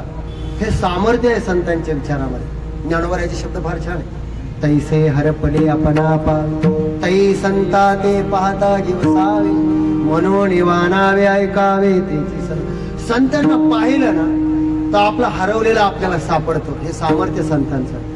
जीवनामध्ये सुख समाधान प्राप्त होतं संतांना पाहिल्यानंतर. संतांचं सामर्थ्य, अहो संतांच्या विचारामध्ये एवढं सामर्थ्य आहे, विचारामध्ये एवढी ताकद असते. एक उदाहरण फार छान आहे, ऐका. संतांमध्ये काय ताकद असते. या देशातलं खूप मोठं उदाहरण आहे. मला वाटतं आता माझं आय थिंक डिसेंबरला 31 डिसेंबरला झी टॉकीजला कीर्तन झालं होतं मन मंदिरामध्ये. त्यावेळेस सुद्धा मी हा दृष्टांत सांगितला होता. मला आठवला. आपल्या अभंगाच्या अनुषंगाने म्हणून सांगतो. संतांच्या संगतीचं आणि संतांच्या विचाराचं काय सामर्थ्य आहे त्याच्याकरता सांगतो. या जगातलं खूप मोठं उदाहरण आहे. एवढं मोठं उदाहरण तुम्हाला, संत जर तुमच्या जीवनामध्ये सहज जरी तुम्हाला भेटले, आपल्या घरामध्ये जशी मोटरसायकल असते, 4 व्हीलर असते, डिश टीव्ही असते, कूलर असतो, AC असतो, तसं आपल्या घरात संतांचं येणं जाणं सुद्धा असावं. ज्ञानेश्वरी सुद्धा असावी, सकल संत गाथा असावा. का असावा याचं कारण सांगतो. अलीकडे लोक एवढे डिस्टर्ब आहेत आयुष्यामध्ये. बघा तुम्ही, मी अशी लोक पाहायला लागलो की आत्महत्या करण्याचं प्रमाण किती वाढलं बघा तुम्ही अलीकडच्या काळात. महाराज अरे सगळं असताना, नोकरी आहे, संपन्नता आहे, तरी लोक आत्महत्या करतात. अरे कधीतरी जाऊन पुलाखाली पहा, दिवसभर काम करतात, अर्धा किलो पावशर तांदूळ आणतात, कुठून तरी काट्या कुट्यातून काळ्या जमा करून आणतात, तांदूळ शिजवतात, खातात. आणि आनंदात राहतात. जगायला पैसा नाही लागत, विचार लागतो, चांगला विचार लागतो आणि तो विचार संत वाङ्मय देतात आपल्याला. बघा की नाहीतर सगळं असतानाही माणसं मरायला लागली, याच्यापेक्षा काय सांगावं. विचार लागतो आणि तो विचार संत वाङ्मय देतो. याच्याकरता विचारामध्ये काय ताकद आहे. एक मुलगा होता, हुशार होता, विद्वान होता. झाला असा त्या काळामध्ये इंजिनियर झाला, मोठ्या इन्स्टिट्यूट मधून, दिल्ली सारख्या ठिकाणी इन्स्टिट्यूट मधून इंजिनियर झाला. आणि झाल्यानंतर योगायोग असा की त्या मुलाला असं वाटलं की न जाणो मला एखादी नोकरी आता लागेल, मोठ्या ठिकाणी इंजिनियर झाला. परिस्थिती अशी आहे, म्हणजे संतांची काय ताकद असते एवढं मला तुम्हाला सांगायचं. योगायोग असा की तो अनेक ठिकाणी इंटरव्ह्यूला गेला, त्याला काही नोकरी लागली नाही. इतका हताश झाला. शेवटच्या टप्प्यामध्ये त्याला एक कॉल आला एका ठिकाणचा. त्याला असं वाटलं की त्या ठिकाणी आता कुठे लागली नाही आतापर्यंत, इथे नक्की नोकरी लागेल. आणि म्हणून त्याने त्याच्या बहिणीला सांगितलं, म्हटलं ताई कुठेच नोकरी मिळाली नाही, पण या ठिकाणी 100% मला नोकरी लागेल, पण काय करू, भाड्याकरता सुद्धा पैसे नाही, काय करायचं. तेव्हा त्याच्या बहिणीने तिच्या जवळचं जे काही थोडंफार सोनं होतं ते मोडलं आणि त्याच्या तिकिटाची जाण्या येण्याची सगळी व्यवस्था केली. तो म्हटलं मला ही नोकरी 100% मिळेल आणि नोकरी मिळाल्यानंतर तुझं जे काही सोनं मोडलंय ते तुला परत आणून दे. असं म्हटल्यानंतर त्या मुलाने ते पैसे घेतले, तिकीट काढलं, जिथं नोकरी लागायला ज्या ठिकाणी ज्या इन्स्टिट्यूट मध्ये इंटरव्ह्यू होता तिथे गेला. बरं गेल्यानंतर योगायोग असा, बरं काही माणसांना अपयश इतक्या वेळा येतं की ते पिच्छाच सोडत नाही. ते नोकरीला गेला, ती नोकरी काही मिळाली, इतका निराश हताश झाला. आणि त्याला वाटलं की तो विचार करायला लागला की म्हटले काय देवाने माझ्यावर असं केलंय, काय अन्याय देव करतोय की एवढं सगळं चांगली डिग्री मिळवली, साधी नोकरी मला मिळत नाही. विचार केला. आणि तुम्ही ऋषिकेश हरिद्वार तिकडे जर गेलात, तुमच्यापैकी कोणी गेला असेल तर लक्ष्मण झुला आहे तिथे, बघितला असेल तुमच्यापैकी बरेच जण. त्या लक्ष्मण झुला मोठा पूल आहे, त्या पुलावर तो चक्रा मारत होता आणि तो मुलगा आत्महत्या करण्याचा विचार करत होता. आता नोकरी लागली नाही, कोणत्या तोंडानं घरी जाणार, बहिणीला काय सांगणार, आत्महत्या करण्याचा विचार करत होता. तेवढ्यात त्या ठिकाणी शिवानंद स्वामी नावाचे एक ऋषी आहेत, त्यांचा आश्रम आहे. त्यांनी बघितलं की पुलावर एक मुलगा आहे, चक्रा मारतो आहे, निराश दिसतोय. आता साधू संत महात्मा अनुभव खूप मोठा. त्यांनी त्या विद्यार्थ्याला पाहिल्याबरोबर त्यांच्या लक्षात आलं की याची काहीतरी अडचण आहे, हा आत्महत्या करेल. आणि हा मनात विचार आल्याबरोबर त्यांनी त्याच्याजवळ दिगेला विचारपूस केली. त्याने घडलेली सगळी हकीकत सांगितली. म्हणजे काळजी करू नको, पैसे नाही ना, रात्रभर माझ्या आश्रमात राहा, सकाळी तुझ्या तिकिटाचे सगळे पैसे तुला देतो, जा तुझ्या घरी. तेव्हा रात्रभर तो मुलगा शिवानंद स्वामींच्या आश्रमात राहतो. संत सांगतोय मी, साधू भेटलं तर काय, जो मुलगा पुलावर आत्महत्या करण्याकरता गेलाय त्या मुलाला शिवानंद स्वामी सारखा साधू भेटतो, संत भेटतो, आपल्या आश्रमात घेऊन जातो. संत जीवनात का आवश्यक आहे एवढंच मला सांगायचं. संतांच्या पुण्यतिथ्या का करायच्या, संतांच्या अभंगाचं वाचन का करायचं याच्याकरता सांगतो. आश्रमात गेल्यानंतर दुसऱ्या दिवशी उठल्यानंतर त्या मुलाने शिवानंद स्वामीने एवढंच विचारलं, म्हणले महाराज तुम्ही अंतर्यामी आहात, मी एवढं शिक्षण घेतलं, इंजिनियर झालो, साधी पोट भरण्यापुरती नोकरी सुद्धा मला लागू नाही का हो, काय माझी चूक आहे, मला एवढी साधी नोकरी लागू नये. असं म्हटल्यानंतर शिवानंद स्वामींनी दिलेलं उत्तर तुमच्या आमच्या सगळ्याकरता फार छान आहे, ऐका बरं. शिवानंद स्वामींनी त्या मुलाला सांगितलं, अरे बाळा तुला आतापर्यंत नोकरी लागली नाही याचा एकच अर्थ आहे, आतापर्यंत तुला नोकरी लागली याचा एकच अर्थ आहे की ईश्वरानं तुला अशा एखाद्या कामाकरता आबाधित ठेवलंय की जगामध्ये या देशामध्ये ते काम फक्त तू आणि तूच करू शकतो, म्हणून तुला आबाधित ठेवलंय, तुला नोकरी लागली हे तूच करू शकतो. म्हणून घरी जा, मेहनत कर, कष्ट कर, एक ना एक दिवस असं येईल की ज्या कामाकरता देवानं तुला निर्धारित केलंय ते काम तुझ्याकडे चालू येईल. शिवानंद स्वामींचं ते बोलणं ऐकलं. त्या मुलानं स्वतःच्या आत्मचरित्रामध्ये, तुम्ही जर कधी आता वाचलं तर तुम्हाला पाहायला मिळेल, आत्मचरित्रामध्ये ती गोष्ट लिहिली. घरी गेला, मेहनत केली, पुढे त्याला नोकरी सुद्धा लागली. आणि ज्या मुलाची कथा मी आज तुम्हाला सांगतोय तो दुसरा तिसरा कोणी नसून आपल्या देशाचे भारतरत्न डॉक्टर APJ अब्दुल कलाम यांची ती कथा आहे. हे मी तुम्हाला का सांगतोय, माणूस मोठा झाल्यानंतर सगळे त्या माणसाकडून प्रेरणा घेतात, पण जीवनामध्ये जेव्हा नैराश्य येतं, माणसं हताश होतात, तेव्हा संत जीवनामध्ये काय काम करतात हे माणसाला लक्षात घेतलं पाहिजे. विठाला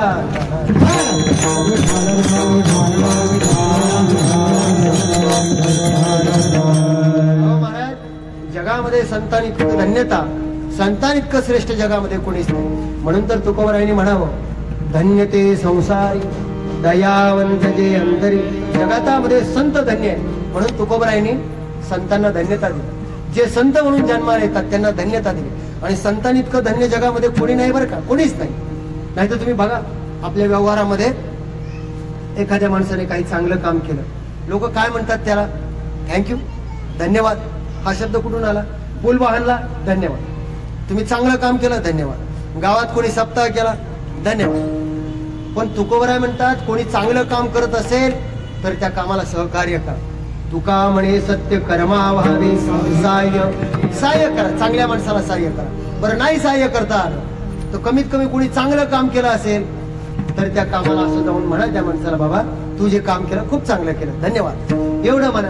बरं नाही सहाय्य करता आलं, नाही धन्यवाद देता आले, कमीत कमी एवढं तरी करू नका की कोणी चांगलं काम करत असेल तर ते बंद कसं पडेल, एवढं तरी करू नका. आता किती सोपं सांगितलं. काही लोक चांगलं काम करतच नाही, पण चांगल्या काम करणाऱ्या माणसाला अडथळा कसा निर्माण. हे सांगू का महाराज, जगामध्ये चांगली माणसं नाही असं नाही, पण चांगल्या माणसाच्या कामामध्ये विक्षेप करणारी माणसं विचित्र आहेत आणि ती जगात सर्वत्र आहे. तुम्हाला सांगतो, काही लोकांना म्हणजे एवढ्या वाईट वृत्तीची माणसं अलीकडच्या काळामध्ये निर्माण झाली की त्यांना आपलं चांगलं व्हावं याचं काही वाटतच नाही. पण काही लोकांना लोकांच्या घराला आग लागली, तुका म्हणे जन्म आल्याचे सर्व. आता लोकांच्या घराला आग लागली ना आपल्याला काय भेटणार आहे. मला माझे विद्यार्थी विचारतात की अलीकडच्या काळामध्ये संत वाङ्मय का वाचायचं, संतांचं मूल्य का आहे. एकाच वाक्यात सांगतो, अलीकडे अशा समाज निर्माण व्हायला लागला जगाच्या पाठीवर बोलतोय मी, की लोक आम्हाला म्हणतात महाराज कीर्तनाची गरज आहे का, कीर्तनाची गरज आहे का. तुम्हाला सांगू का महाराज, आम्हाला कीर्तनाची गरज नाही, आता जगाला कीर्तनाची गरज आहे. ताकद आहे संतांची जगात. म्हणून कीर्तन नुसतं महाराष्ट्रापुरतं नाही, जगभर गेलं पाहिजे. ज्ञान दीप लावू जगी. आणि येणाऱ्या काळामध्ये मी माझ्या वारकरी मित्रांना, गायनाचार्य, मृदुंगाचार्य सगळ्यांना सांगत असतो, आपल्या वारकरी परंपरेवर निष्ठा ठेवा, आपल्या संतांच्या विचारावर निष्ठा ठेवा. मी तुम्हाला खात्रीनं सांगतो, येणारा काळ इतका चांगला आहे. आता हे मृदुंग वाजवतात ना, फक्त यांनी यांच्या कार्यावर, यांच्या कामावर प्रेम करावं. मी इथं कीर्तनाच्या जगातून अतिशोक्ती काहीच बोलणार नाही, लिहून देतो तुम्हाला. एक काळ असा येईल की कीर्तनकार लोक, मृदुंगाचार्य स्वतः, उद्या जर असं म्हटलं तर नवल वाटून देऊ नका. एखादा मृदुंगाचार्य म्हणलं आताच लंडनहून सप्त्याला आलो, आता ऑस्ट्रेलियाला जायचंय, पखवाज पुढे गेलाय, मी आता मागून जाणार. हे होणार आहे. बघा तुम्ही परदेशामध्ये सगळे मोठमोठी मंदिरं व्हायला लागली, सप्ताह व्हायला. त्याचं कारण हे आहे की जगामध्ये लोक अशांत आहे. अरे जगामध्ये आणखी माणसं निर्माण व्हायला लागली, स्वतःच्या छातीवर बॉम्ब बांधायचा, लोकांच्या घरात घुसायचं, लोकांचं घर पाडायचं, आपलाही नाश करायचा. याला मराठीमध्ये एक शब्द आहे, काय? आत्मघातकी पतन. आत्मघातकी म्हणजे काय? आत्मघाताबरोबर जगाचा घात, त्याला म्हणायचं आत्मघात. मग आमचे संत मोठे का? ऐका, आत्मघाताबरोबर जगाचा घात कसा करता येईल असा विचार करणारी पिढी जिथे निर्माण होते, त्या जगामध्ये आत्मउद्धाराबरोबर जगत उद्धार कसा करायचा हे आमचे गुरुबा काका जगाला शिकवतात. म्हणून आमचे संत श्रेष्ठ, म्हणून संतांची पुण्यतिथी आहे. अरे आम्ही मेल्यानंतर आमची जग आठवण काढेल का माहित नाही, पण एवढी वर्ष होऊन जर संतांचा जय जयकार या जगामध्ये होतोय तर हा त्यांच्या कार्याचा विजय आहे.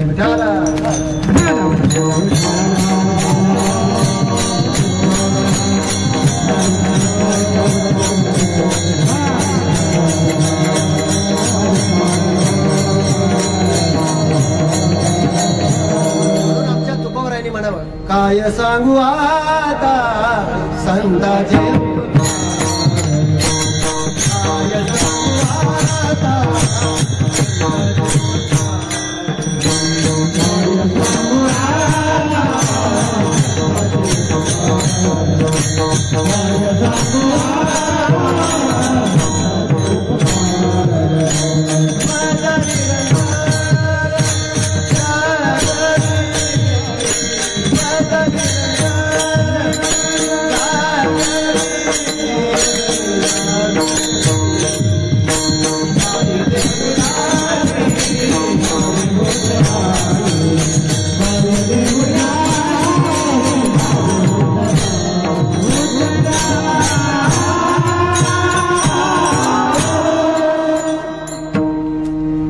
माणसं निर्माण व्हायला लागली. मी या करता सांगते, धन्यता संतांना नाही, कुणालाही धन्यता नाही. माणसं अशी निर्माण व्हायला लागली की स्वतःचा नाश झाला तर चालेल. पण एक सांगू, जगामध्ये तुकोबरायांनी सांगितलं, चांगल्या काम करणाऱ्या माणसाला तुकोबराय आशीर्वाद देतात, संत आशीर्वाद देतात. पण जी माणसं वाईट काम करतात त्यांना मात्र शाप दिला. घातलिया भय नरका जाणे. एक सांगू महाराज, वाईट काम करणाऱ्या माणसाला कधी कधी असं वाटतं बरं की आपण कोणाची तरी प्रगती थांबवली, कोणाचं तरी वाईट केलं. पण वाईट काम करणाऱ्या माणसाचं आयुष्यात कधी चांगलं होऊ शकत नाही, कारण संतांनी स्पष्ट लिहिलं घातलिया भय. एकदा काय झालं, मी नेहमी सांगत असतो, पुण्यासारख्या ठिकाणी कॉलेजमधली मुलं मुंबईला जायला निघाली. आता मुंबईला रिझर्वेशन नव्हतं, डब्यामध्ये जागा नाही. काय करावं, डब्यात शिरलं. डब्यात शिरल्यानंतर डब्यामध्ये गर्दी, बसायला जागा नाही. आता कॉलेजची मुलं कशी असतात, आम्हाला अनुभव आहे, शिकवण्याचं आयुष्य चाललं आमचं. आता त्या मुलाने काय केलं, म्हणजे उतरा 2 मिनिटांमध्ये जागा करतो. ते गाडीमध्ये घुसलं, साप साप साप साप. आता खरं सांगा, डब्यामध्ये साप आहे म्हटल्यानंतर डब्यातली म्हातारी कोतारी माणसं काय म्हणतील, आता डब्यामध्ये साप निघो का अजगर निघो, आम्ही काय जागा सोडणार, असं होईल का? सगळे डब्याच्या खाली उतरले. मग हा म्हटलं, हे बघा 2 मिनिटात डब्यात जागा खाली झाली, आता मुंबईपर्यंत जो पण प्रवास करायचा. 9 वाजता झोपले, 2-2:30 वाजता एकाला जाग आली. तो म्हटलं, बघ रे कुठलं स्टेशन आलं. त्याने बघितलं खिडकीतून, अरे म्हटले पुणेच आहे. अरे म्हटले कसं शक्य आहे, म्हटले पुण्याहून बसलो, अजून पुणेच कसं, असं म्हटल्यावर तुम्हाला नीट बघ. चहावाल्याला विचारलं, म्हटले का हो भाऊ कुठलं स्टेशन, म्हटले पुणेच. अहो म्हटले आम्ही 9 वाजता गाडीत बसलो, 3 वाजता आहे, पुणेच कसं. तेव्हा त्या चहावाल्याने उत्तर दिलं, म्हटले बहुतेक तुम्हाला माहित नसावं. त्याचं झालं असं की या डब्यामध्ये साप निघाला आणि हे रेल्वे खात्याला माहीत झालं. म्हणून रेल्वे खात्याने वेळेवर असा निर्णय घेतला की उगा बाकीच्या डब्याला धोका नको, म्हणून एवढा डबा गाळायचा आणि बाकीचे डबे जाऊ द्यायचे. घातलिया भय नरका जाणे. हे मी सांगत नाही, तुकोबर आहे म्हणते. ज्या लोकांना असं वाटतं आपण दुसऱ्याला त्रास दिला की फार चांगलं, काही लोकांना छळलं की इतकं चांगलं. एक माणूस पेढे वाटत होता, मी विचारलं का, म्हणले का पेढे वाटताय, घर बांधलं, म्हणजे अजिबात नाही. मग निवडून वगैरे आले, म्हणजे अजिबात नाही. मोटरसायकल घेतली, म्हणजे अजिबात नाही. मग झालं काय, जमीन वगैरे घेतली, म्हणजे अजिबात नाही. मग काय झालं, आमचा शेजारचा बाळ्या नापास झाला म्हणून पेढे वाटतात.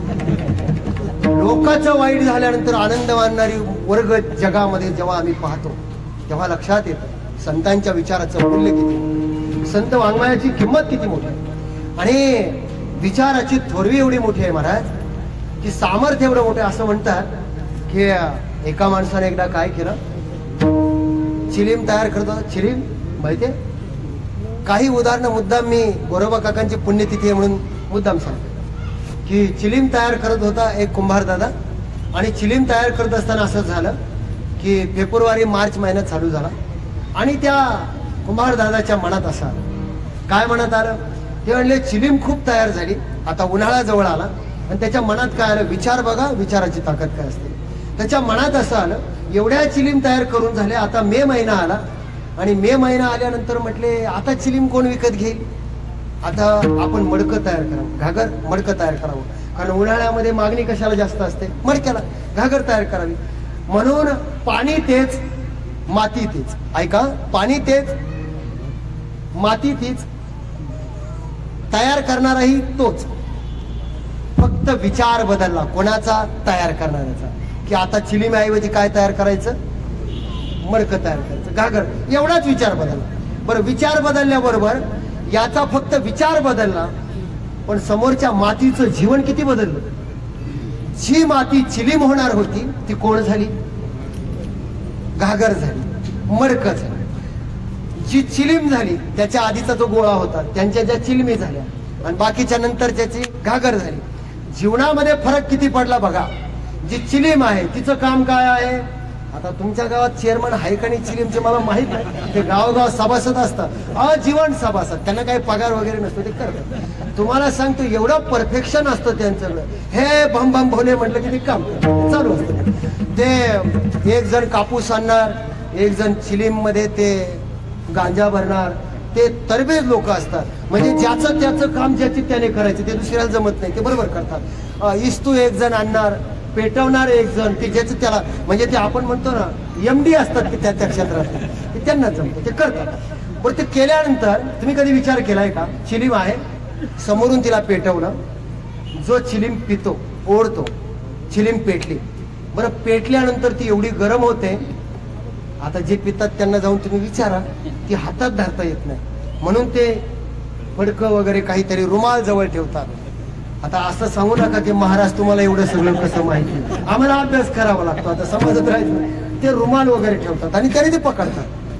जी चिलीम एवढी गरम होते तिला रुमालाने पकडावं लागतं मग ओढावं लागतं. विचार करा, ती चिलीम त्यावेळेस असं म्हणते की बघा, मला तयार करणारा आणि त्या घागरीला म्हणते तुला तयार करणारा एकच होता, माती एकच होती, फक्त तयार करणाऱ्याचा विचार बदलला की चिलीम नको आज घागर. तर जीवन एवढं बदललं की मला ज्याने ओठाला लावलं त्याने मलाही तापवलं आणि स्वतःही गरम झाला. बोलणं नीट आहे का? स्वतः मलाही गरम केलं, तोही गरम झाला. पण तुला मात्र ज्याने घडवलं घागर म्हणून, तुझ्यात पाणी टाकल्यानंतर तूही गार होते आणि तुझ्यातलं पाणी जो पिईल त्यालाही शांत करते. हे सामर्थ्य झाले.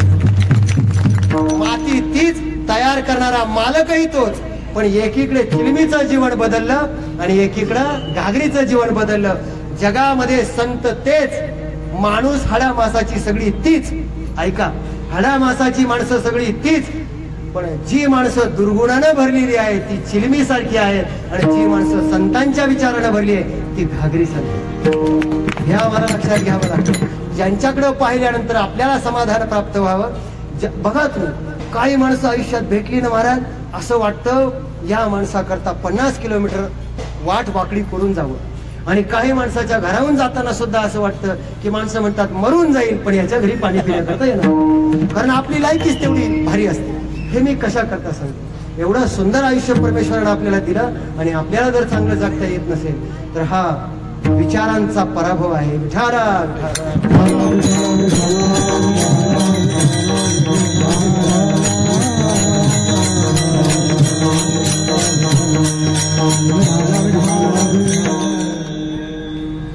बरोबर 8:30 वाजता कीर्तन सुरू झालेलं आहे. किती? 7:30 वाजता. तुम्हाला वाटलं महाराज भोकले, काळजी करू नका. 7:30 ते 8:30 बरोबर ना? 9:30 पर्यंत बरोबर. 9:30 म्हणजे 9:30 वाजता संपेल. संतांचा महिमा आणि संतांचं सामर्थ्य एवढं मोठं आहे की जगामध्ये संतांच्या विचाराला, संतांच्या अभंगाला प्रचंड किंमत आहे. आणि ती असे, समाज हा समाज जेव्हा राहतो, माणूस हा माणूस केव्हा राहतो. अहो विचार करा, तुतीचं पीक पूर्वीच्या काळामध्ये गव्हर्नमेंटचं आलं होतं. आता आपल्याकडे ते पैठणी वगैरे आहे म्हणून तुम्हाला अनुभव असेल की महाराज तो जो रेशीमचा किडा असतो, केवढा असतो पाहिलाय का तुम्ही? बोटा एवढा रेशीमचा किडा किती दिवस जगतो? काही दिवस, काही महिने जगणारा तो रेशीमचा किडा ज्या दिवशी मरतो ना त्या दिवशी जगाला काही सेंटीमीटरचा धागा देऊन जातो. अरे तुम्ही आम्ही माणसं आहोत, तुम्ही आम्ही मेल्यानंतर आपण जगाला काय देऊन जाऊ हा विचार आपण केला पाहिजे. जगाने का म्हणून आपली आठवण काढा. तुम्ही बघा, आपल्या पूर्वी खरं विचार करा, आपल्या पूर्वी पूर्वज होतेच की आपल्या घरामध्ये. तुम्हाला जर विचारलं तुमच्या वडिलाचं नाव सांगता येईल, आजोबाचं नाव कदाचित सांगता येईल, पंजोबाचं नाव सांगता येईल. त्याच्या मागे जर गेला तर आपल्याला 2-4 पिढ्या मागचे नाव सांगता येतील का? नाही सांगता येईल. का सांगता येणार नाही? कारण माणूस हा जिवंत राहतो त्याच्या विचारानं, त्याच्या कार्यानं. म्हणून मी एक वाक्य नेहमी सांगत असतो की माणूस हा देहानं जातो, माणूस हा देहानं जातो, पण त्याच्या कार्यानं आणि त्याच्या विचारानं तो सतत संजीवन राहतो. म्हणून ज्ञान देवा प्रमाण, निवृत्ती देवी ज्ञान, समाधी संजीवन हरी. म्हणून तुम्ही बघा, ज्ञानोबर आहे, तुकोबर आहे, गोरोबा काका, या सर्व संतांना जाऊन किती वर्ष झाली, पण आजही त्यांच्या नावाचा जय जयकार हा त्यांच्या विचारामुळं आणि त्यांच्या कार्यामुळं. विठाला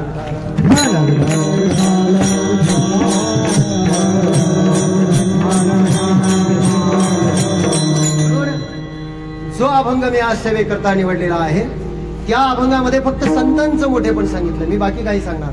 मी संत शब्दावरच बोलतोय आतापर्यंत. संत शब्दांचं मोठेपण आणि संत किती मोठे आहे. तुम्ही म्हणाल आत्ताशी जर अभंगावर बोलताय तर मग किती वेळ बोलणार? 10च मिनिटामध्ये सरळ अभंगाचा अर्थ सांगतो. या अभंगाचा सरळ अर्थ सांगण्याचा प्रयत्न करतो. पण अभंगाच्या पहिल्या चरणामध्ये महाराज म्हणतात, चंदनाचे हात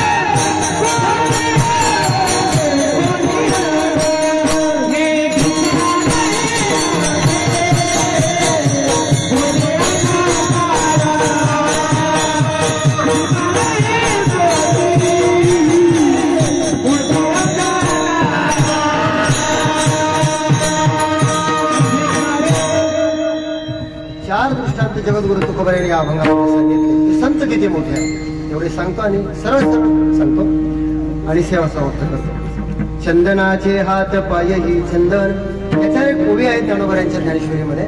पसायदान जर तुला वाचलं असेल तर पसायदानामध्ये आहे चंद्रमे जे अलांछन, संतांचं म्हणणं मार्तंड जे तापहीन. उपमा बघा काय दिली ज्ञानोबरायांनी उपमा संतांना, चंद्र म्हटले. आता बघा कोणतीही उपमा संतांच्या बाबतीत वापरा सगळ्या कमी पडतात. संत कसे आहे म्हटले चंद्रासारखे, म्हणजे थांबा चंद्र नका म्हणून संतांना. का? इंद्रा पडले भग, नारद चुकला चाळा भजनाचा. चंद्रावर जो डाग पडलाय सगळा इतिहास सांगत बसत नाही, आहे तसा डाग आमच्या संतांच्या जीवनात आहे का? नाही. म्हणून संत चंद्रासारखे आहे, पण चंद्र मेजे अलांछन, लांछन. पुढे आहे मार्तंड जे तापहीन, चंद्र सूर्यासारखे म्हटले. चंद्र कमी पडला सूर्याचे सूर्यासारखे. थांबा म्हटले संतांना सूर्य कसं म्हणता येईल हो? सूर्य सगळ्या जगाला प्रकाश देतो, संत प्रकाश देतात म्हणून संत सूर्यासारखे. पण संतांना सूर्य नाही म्हणता येणार का? सूर्य सगळ्या जगाला आवडतो, प्रकाश देतो, प्रकाशमान करतो. पण उन्हाळ्यात आता आवडतो का आपल्याला? हा हा. लोक म्हणतात महाराज मरायची वेळ आली, एवढं गरम व्हायला लागलं, उष्माघातानं लोक मरायला लागले. उन्हाळ्यात तो नकोसा वाटतो. मार्तंड म्हणजे सूर्य, सूर्य आहे पण पुढे शब्द वापरला मार्तंड जे तापहीन. सूर्य आहेत पण तापहीन आहे. आता अभंगाकडे काय वापरला शब्द? चंदनाचे हात पायही चंदन, संत चंदन आहे. अनेक ठिकाणी चंदन शब्द वापरला. तुका म्हणे गुण चंदनाचे अंगी, सरळ सरळ प्रमाणे यामुळे घेतो, वेळ कमी आहे. चंदनासारख्या म्हणजे थांबा संतांना चंदन नाही म्हणता येणार. चंदन का उपमा दिली संतांना? ऐका. संताने सरिता केलो थैशा परी, चंदनाचे बोरी व्यापिल्या. म्हणजे चंदनासारखे का आहे? कारण चंदनाचं सामर्थ्य असं आहे, ज्या ठिकाणी चंदन उगवतो त्याच्या अवतीभोवती असणाऱ्या सगळ्या झाडांना तो आपल्या सारखं बनवतो. बोलणं नीट ऐका, आपल्या सारखं. चंदनाते बोरी व्यापिल्या. बरं बोरीच्या झाडाचं उदाहरण का दिलं तुकोबारायांनी? गंमत आहे त्याच्यामध्ये. बोरीचं झाड कसं आहे माहिती आहे का तुम्हाला? बोरीच्या झाडाला जे काटे असतात ते काटे एवढे विचित्र असतात. बोरीच्या झाडामध्ये कधी अडकले का हो तुम्ही? बरं जाऊ द्या, बोरीच्या झाडाला पाहिलं असं कधी वाटतं का? मज वाटे त्यासी कधी वाटलं का? नाही. बरं जाऊ द्या, सर्वसामान्य माणसाची गोष्ट सोडा. गायनाचार्य मृदुंगाचार्य महाराज, बोरीच्या झाडामध्ये धोतरासकट महाराज अडकला पाहिजे. काय वाटतं बरं? किती वेळ लागेल त्याला धोतर काढायला? धोतर फाटे, महाराज नाही, त्याला खाली बसावं लागेल. महाराज आता चहा पाणी घेतल्याशिवाय जायचं, बसावं. कारण ते झाड एवढं विचित्र आहे की त्याचा एक काटा सरळ आहे आणि एक काटा वाकडा आहे. बरं तो सरळ काटा जर काढायला गेलं तर वाकडा काटा शर्ट पकडून ठेवतं. पण ते वाकडा काटा काढायला गेलं तर सरळ काटा सरळ इंजेक्शन करायचं काय? असं दोषाने युक्त असणारं झाड, गुणदोष याती न विचारी. म्हणून संत चंदनासारखे आहे. म्हणून तो चंदन. बरं आहे का? चंदन हा बोरीच्या झाडाला आपल्यासारखं करतो ही पर्यंत ठीक आहे, पण चंदनाची एक कमतरता आहे. काय कमतरता आहे? चंदन जगातल्या प्रत्येक झाडाला आपल्यासारखं बनवतो, पण संत म्हणतात जगात एक झाड असं आहे की त्याला तो आपल्यासारखं बनवू शकत नाही. कोणतं? वेळू, बांबू. आता भागाभागात फरक असतो बरं का. मी खूप लांबून आलो. कसं आहे, आमच्याकडे माणसं मेल्यानंतर जातात, तुमच्याकडे कसं आहे मला काय माहिती. गमतीनं सांगतोय, भागाभागात थोडा शब्दांचा वगैरे फरक पडतो. हे मी कशा करता सांगतो की संतांनी म्हणावं की वेळू बांबू हा जो शब्द आहे तो प्रत्येक काळा चंदन आपल्यासारखं बनवतं, पण त्या बांबूला वेळूला ते आपल्यासारखं बनवतं. का बनवू शकत नाही? याचं शास्त्रीय कारण असं आहे की त्या वेळूला बांबूला विथीवर म्हणजे एका विथीवर गाठी असतात. तुम्ही बघितलेलं आहे, गाठी असतात. त्या गाठीमुळं ते बांबू बदलत नाही, वेळू बदलत नाही. जाऊ द्या, कधी कधी तुम्ही व्यवहारामध्ये बघा, काही लोक म्हणतात महाराज 40 वर्षापासून पंढरपूरची वारी करतो, 40 ज्ञानेश्वरीची पारायण केली, 40 तुकोबाराच्या गाथ्याची पारायण केली. मग शेजारचा विचारतो, का रे एवढी पारायण केली, एवढ्या वाऱ्या केल्या, हा अजून बदलला कसा नाही? लगेच शेजारचा म्हणतो तुला माहित नाही, तो आतल्या गाठीचा आहे. लक्षात आलं का तुमच्या? ही आतली गाठ आहे. काम, क्रोध, लोभ, मत्सर, दंभ, अहंकार. तुम्ही परमार्थात आला, कीर्तन ऐकता, भजन ऐकता, म्हणजे तुमच्यातल्या गाठी गेल्या असं वाटतं. अहो तुमचं सोडा, आमच्या महाराज लोकांचं आता मला थांबायचंय अजून म्हणून सांगत नाही, फार अवघड आहे. तुमचं परवडलं, आमच्या त्याच्यापेक्षा भयानक आहे. हे मी कशा करता सांगतोय, अरे ज्या कीर्तनाची परंपरा आम्ही समाजाला शिकवतो आमच्यातले, अहो महाराज खरं सांगा, कुठे जर आम्ही ग्रामीण भागात गेलो ना, तर आता उगं मी सर्व्हिस करतो म्हणून तुम्हाला सांगतो, बऱ्याच वेळेस पॅन्ट शर्टवर असतो, लक्षात येत नाही. आम्ही जर कुठे कीर्तनाला गेलो ना, अहो एखादा डॉक्टर इंजिनियर होणारा मुलगा जर भजनात येऊन बसला, आता तो आल्यानंतर त्याला भजन शिकवणं, चाल शिकवणं हे कोणाचं काम आहे? जुनी जी माणसं असतात त्यांचं काम आहे. पण ते कीर्तनात भजनात येऊन बसलं की हे जुने भजनी काय म्हणतात, तुला तालातच येत नाही, तुला स्वरातच येत नाही, पण काय नडलं त्याचं तुमच्या भजना वाचून? टाळही तुलाच, हरिबाडही तुला. आणि तिकडेच जातो, काय नडलंय त्याच्या वाचून? गौतमी पाटलाचा डान्स पाहिल तो, काय नडलंय त्याचं इकडे? मी हे सांगतो कशा करता, बरं खरं सांगा, जी लोक स्वर लागत नाही, तुला तालात म्हणता येत नाही असं म्हणतात, त्यांना माझं सरळ म्हणणं आहे, तुम्ही जेव्हा जन्माला आलात तेव्हा तुम्ही भीमसेन जोशीचे नातेवाईक होता का? तुमचा आल्याबरोबर स्वर लागला, कुठे हुकला नाही, असं काही झालं का? तुम्हालाही कोणीतरी शिकवलं ना? हे शिकवायचं कुणी, हा मोठा प्रश्न आहे. संप्रदाय वाढत नाही अशी तक्रार करणाऱ्या माणसाने विचार केला पाहिजे की तरुण माणसं संप्रदायाकडे का येते. याचं कारण कुठेतरी आपण कमी करतो. असो, त्या भागाकडे मला जायचं, मला एवढंच सांगायचं आहे की आपल्यातले दोष गेले पाहिजे, आणि ते दोष जातात. संतांचं मोठे पण मला सांगायचंय की जो चंदन बांबूला बदलू शकत नाही तो रडायला लागला, म्हणजे माझं कसं व्हायचं? संत म्हणले घाबरू नको, ये आमच्याकडं. महाराज, ज्या बांबूला कुठे स्थान नव्हतं, संतांनी त्याला भगवी पताका लावली आणि ती भगवी पताका कळसाच्याही वर गेली. हे आमच्या संतांचं सामर्थ्य, संतांचं सामर्थ्य. याच्यापेक्षा पुढे सांगू तुम्हाला, अहो महाराज, त्या बांबूच्या मध्ये ज्या गाठी होतात ना, ते गेलं लाहोर दादाकडे रडत रडत, म्हणले माझ्या मधल्या गाठी आहे म्हणून माझ्यामध्ये दोष आहे. एवढ्या गाठी म्हणले जरा जाळा आमच्या. गाठी जाळल्या, तप्त सळई आतमध्ये टाकली, वरतून छिद्रे पाडले, काय तयार झालं? बासरी. बरं, ती बासरी वाजवायला लागल्यानंतर त्या बासरीचा जो ध्वनी मंजूळ स्वर बाहेर निघतो, संत फार छान म्हणतात, समूळ वैर भाव विसरले. त्या बासरीचा ध्वनी ऐकून वाघ हे वाघ आहे हे विसरला, गाय हे गाय आहे विसरली. कशाची ताकद आहे? बासरीची ताकद. त्या बासरीला जाऊन विचारलं, बाई तू हे सगळं कसं विसरली? तेव्हा ती म्हटली, माझं सामर्थ्य नाही, मला वाजवणारा देव आहे. खरं सांगा, तुम्हाला आम्हाला वाजवणाराही देवच आहे की, पण आपले स्वर कुठे बिघडले हे काही समजायला मार्ग नाही. पण का? याचं कारण आमच्यामध्ये काम क्रोधाचे दोष आहे, ते जोपर्यंत जात नाही तोपर्यंत आम्हाला संत कळणार नाही. विठाला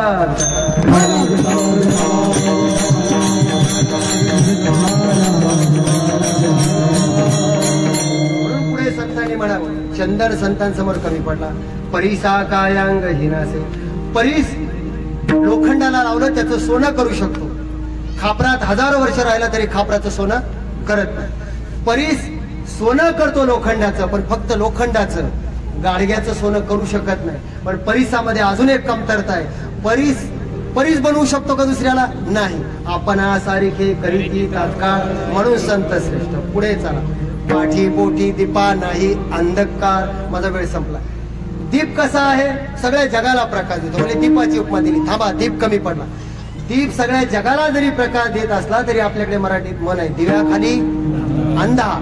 तसं संतांच्या जीवनात आहे का? म्हटले नाही. म्हणून थांबा.